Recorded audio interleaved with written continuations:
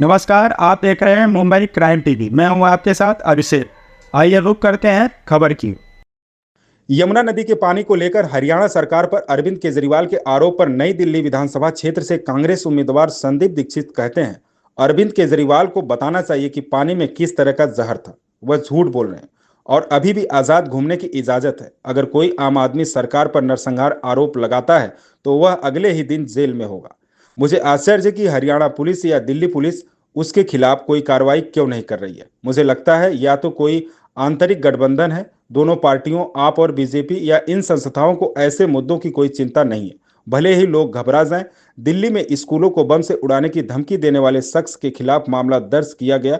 कहावत सच है तो उसे सबूत देना चाहिए, और अगर नहीं तो उसके खिलाफ मामला दर्ज होना चाहिए। देखिए, पानी गंदा क्योंकि आपने किया है और कई दिनों से दिल्ली में पानी नहीं मिल रहा है लोगों को। उसके लिए आप इतना बड़ा झूठ बोल दें कि जहर क्योंकि आ रहा था, हम जहर की सफाई कर रहे थे, इस कारण से हम पानी आपको नहीं दे पाए। दिखाइए कोई एक्टिविटी, दिखाइए कि आप जहर साफ कर रहे थे।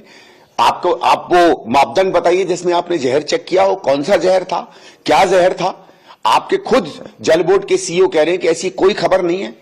मतलब आप बिल्कुल सफेद नीरा झूठ बोल देते हैं और फिर भी ये आदमी सड़कों पे घूम रहा है। मैं आपको बताता हूं, कल को कोई आम आदमी अगर अपनी सरकार पर नरसंहार का अगर आरोप लगाएगा तो अगले दिन ही वो जेल में होगा, उसको सड़कों पे घूमने नहीं दिया जाएगा। तभी मैं कह रहा हूं, मुझे आश्चर्य है, ये अराजकता का माहौल है क्या? ये हम किसी जंगल राज में रह रहे हैं क्या? क्यों नहीं हरियाणा सरकार इस पर एक्शन ले रही है? क्यों नहीं दिल्ली पुलिस इस पर एक्शन ले रही है?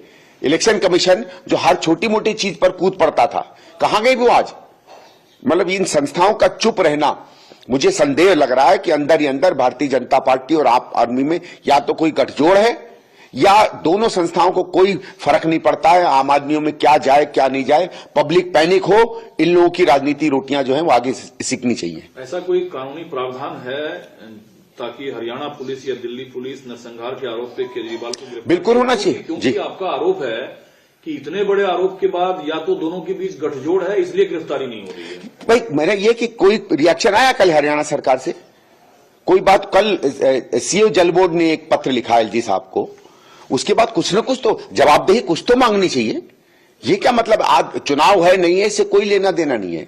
आपने ओपनली इतना बड़ा आपको याद है एक बीच में आया था कि जब किसी बदमाश ने स्कूलों पर फोन करके कहा था कि वो बॉम्ब थ्रेट है, गंभीरता से लिया गया था उसको। पुलिस फौरन वहां पहुंची थी कि नहीं पहुंची थी? उसके ऊपर एक्शन क्यों नहीं अरविंद केजरीवाल के पास दिल्ली पुलिस गई, हरियाणा पुलिस गई कि सबूत दीजिए? भाई अगर जहर आया है और एक छटाक भी जहर अगर बह के आ जाता है और एक व्यक्ति भी बीमार पड़ जाता है उसके पानी से, हत्या है, ये मर्डर है, क्यों नहीं पुलिस गई उसके पास कि सबूत दीजिए? एक कॉल पर स्कूल पे जो भी बहुत सीरियस क्राइम है, पूरी दिल्ली पुलिस एक्टिव हो जाती है। और एक इतना बड़ा व्यक्ति जो पूर्व मुख्यमंत्री है, नरसंहार की बात करता है, क्यों नहीं गई पुलिस उसके घर? भाई या तो सबूत दीजिए। और जिस तरह या आप मालूम है उस आदमी पर केस चल रहा है क्योंकि उसने झूठा फोन किया है कि नहीं? आप अगर सरकारी किसी भी स्कूल में बॉम्ब थ्रेट का झूठा फोन करेंगे तो आप पर केस चल रहा है, गिरफ्तारी हो रही है, तो इन पर भी तो होनी चाहिए। ये अगर या तो ये बात सही है कि जहर मिलाया गया, और अगर झूठ है तो जिस तरीके से उन पर केस चल रहा है जिन्होंने बॉम्ब थ्रेट झूठा दिया था, इन पर भी केस चलना चाहिए। इस खबर में बस इतना ही। बने रहिए मुंबई क्राइम टीवी के साथ।